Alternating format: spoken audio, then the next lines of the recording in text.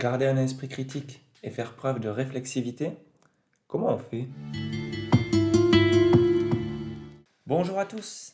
Alors aujourd'hui, on se retrouve pour un nouvel épisode de Réflexe Critique. L'idée, ce sera, comme d'habitude, de revoir ce qui avait été dit dans la vidéo de Capsule Concept autour des besoins et de la motivation à créer. On avait fait un long épisode qui avait duré plus d'une trentaine de minutes. Je vous invite à aller le regarder si vous ne l'avez pas vu. L'idée aujourd'hui, ce sera de revenir sur certains points et de voir qu'est-ce qui aurait pu être mieux dit, qu'est-ce qui pourrait être corrigé et qu'est-ce qu'on pourrait imaginer un peu plus loin que ce qui a pu être dit pendant cette capsule concept. Alors le quatrième exercice que je propose avec ce réflexe critique, c'est d'expliciter les implicites, de se questionner, de critiquer ce que j'ai pu dire, puisque comme vous le savez, la capsule concept, je la sors évidemment de quelques recherches, mais elles sont succinctes, et de ce que j'ai pu connaître ou apprendre sur le sujet dont je parle. Donc la dernière fois, c'était sur les besoins et les motivations qui nous poussent à créer.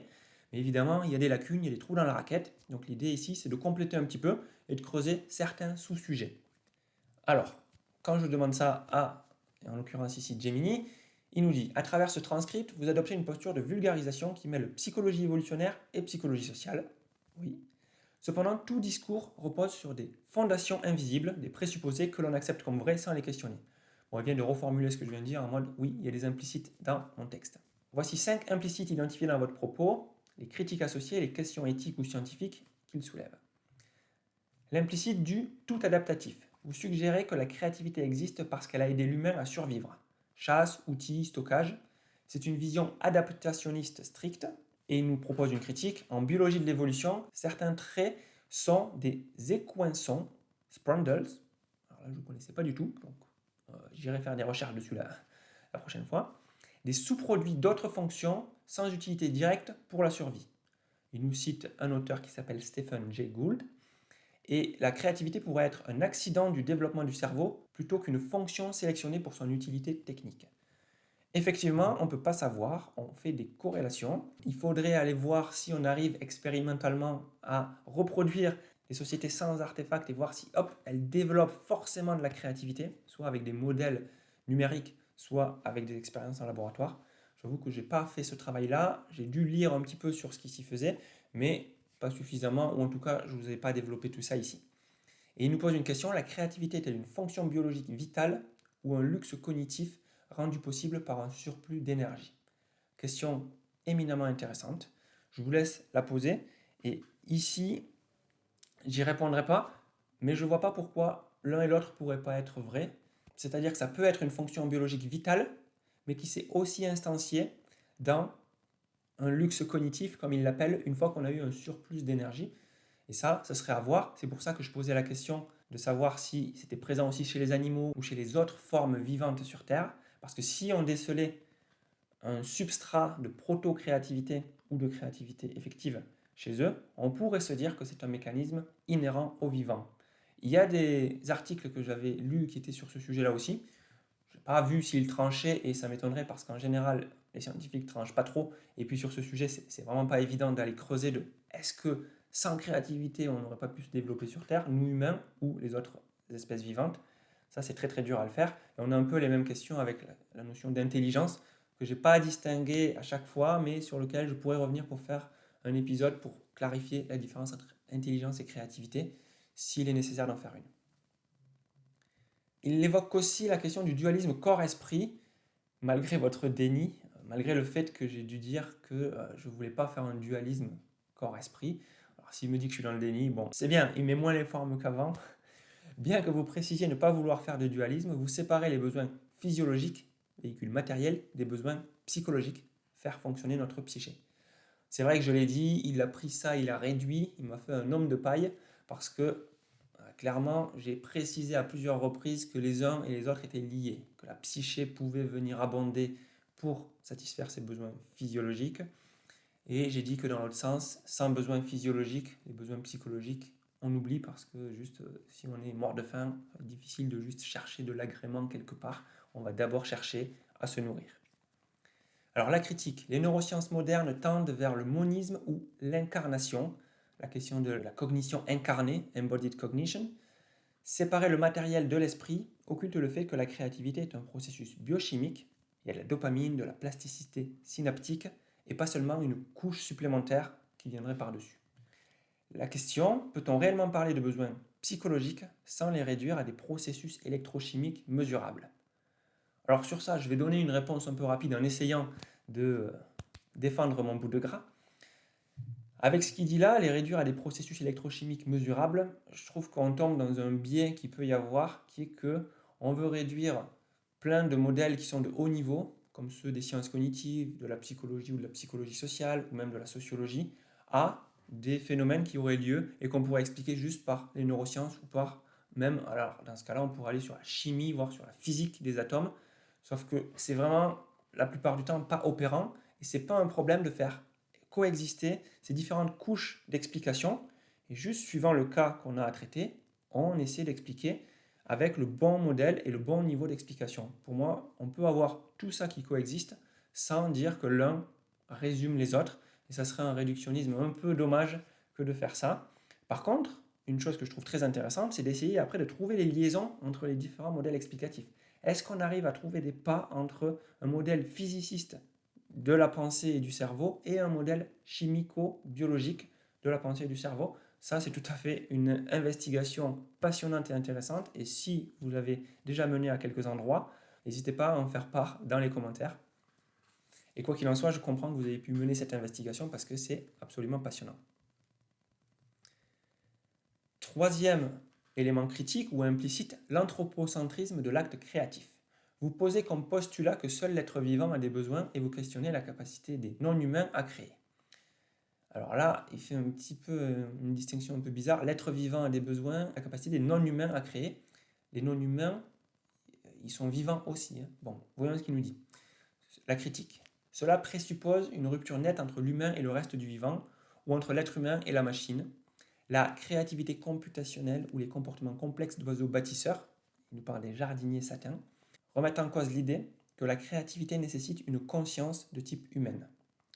Et la question, c'est si une IA produit une œuvre qui émeut, le besoin de créer réside-t-il dans l'émetteur, la machine, ou dans le récepteur lui-même? Encore une fois, ces questions, elles sont un peu réductrices parce qu'en l'occurrence, pour une IA, elle ne crée jamais toute seule.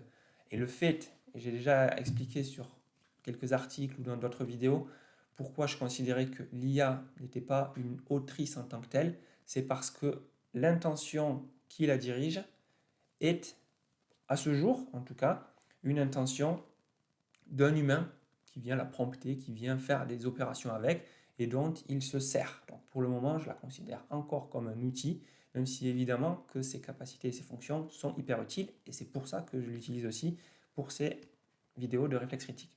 Et après, pour la distinction entre les humains et les non-humains, alors je l'ai faite effectivement pour un point de vue opérationnel. Après, c'est une des ouvertures que je mets en fin de l'épisode, de savoir est-ce que les animaux sont dotés de créativité, est-ce qu'ils en font preuve, est-ce qu'ils agissent de manière créative.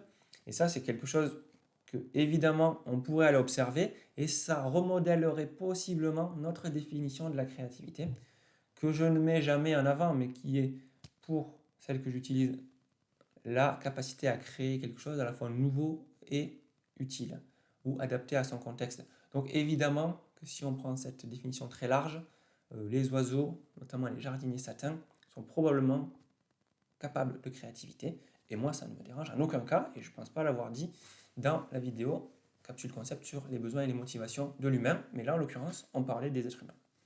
Bon, ça tombe un peu à l'eau. Quatrième remarque, la hiérarchie des besoins. Maslow révisé.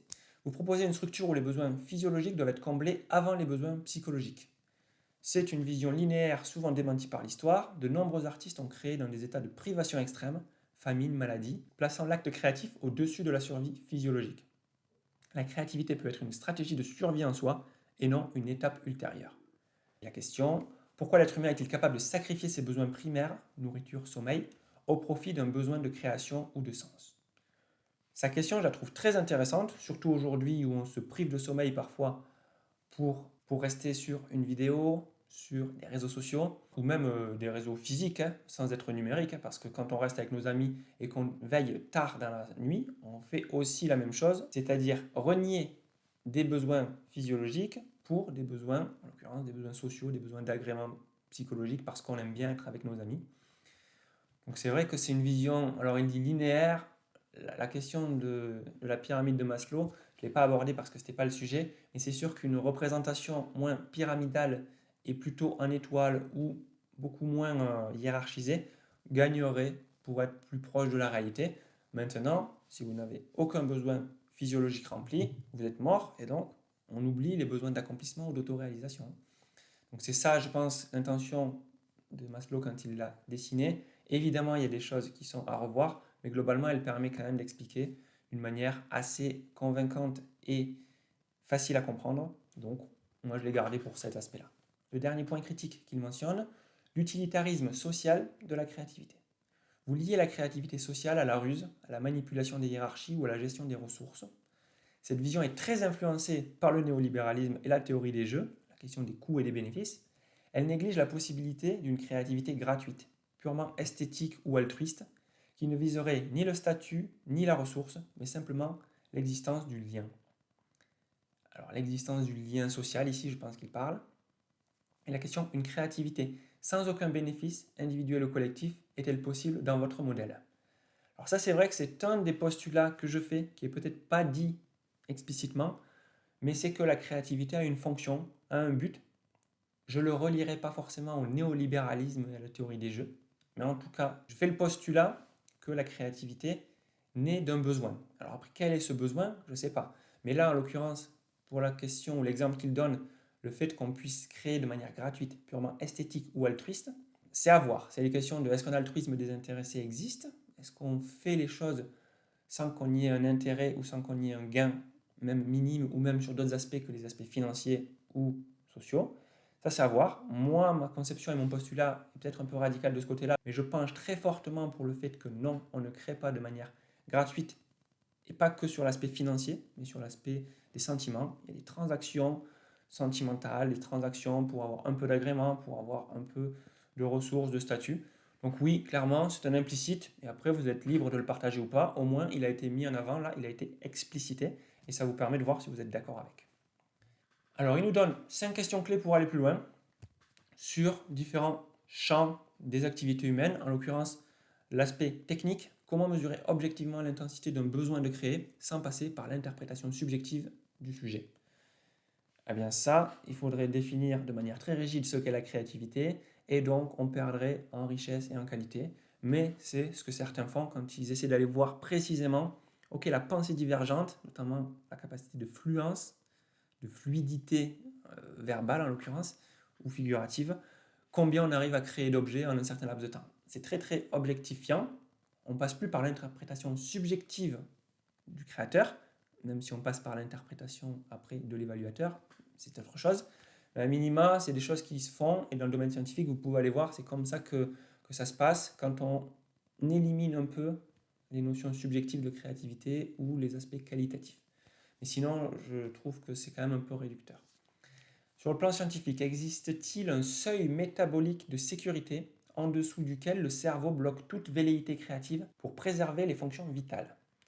Alors, je n'en sais rien, mais ça serait très intéressant et ce serait probable que si on a une allocation de ressources à faire, en l'occurrence des ressources vitales comme de l'énergie envoyée aux muscles, du sang envoyé à certains des organes, de l'oxygène envoyé à certains organes comme le cerveau ou les muscles, encore une fois, c'est possible que on arbitre d'une manière à éviter peut-être des activités un peu superflues et certaines activités créatives peuvent être superflues ou en tout cas moins vitales que d'autres. Donc là, en l'occurrence, moi je dirais que oui, mais il faudra aller voir ce que dit la science.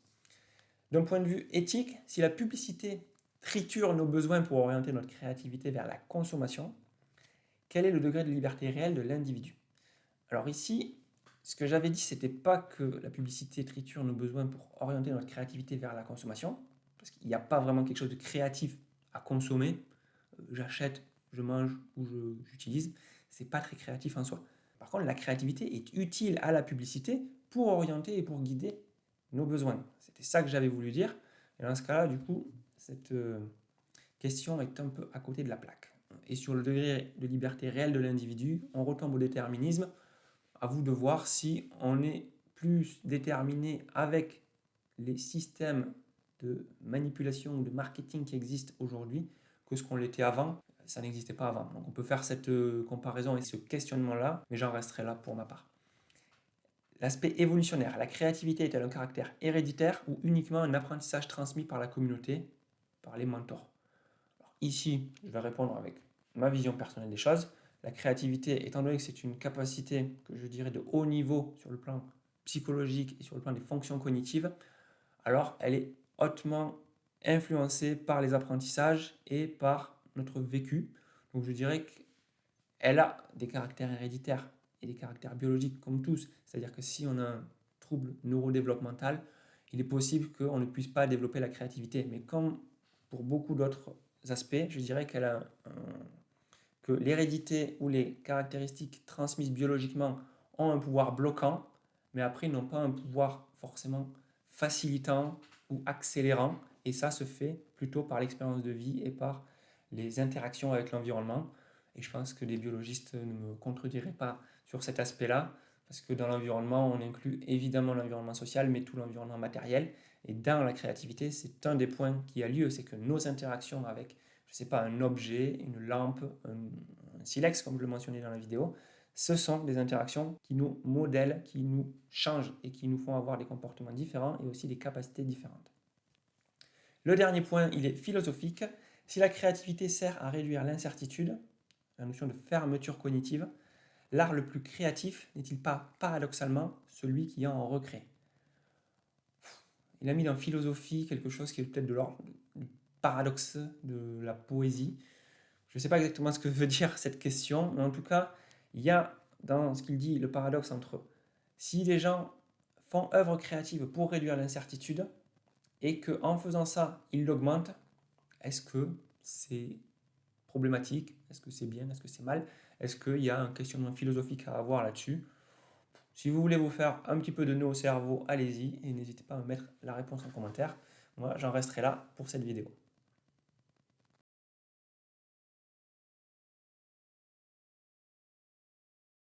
Avec Réflexe Critique, on revient sur nos croyances et sur nos connaissances. On explore à l'intérieur et à l'extérieur pour révéler nos forces, mais aussi nos erreurs. On met à jour ce qu'on pense pour identifier nos angles morts. Ça, c'est la réflexivité.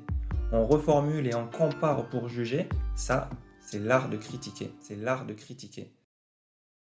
Si vous aimez vous regarder dans le miroir sans détourner le regard, alors à bientôt pour exercer ensemble notre réflexe critique.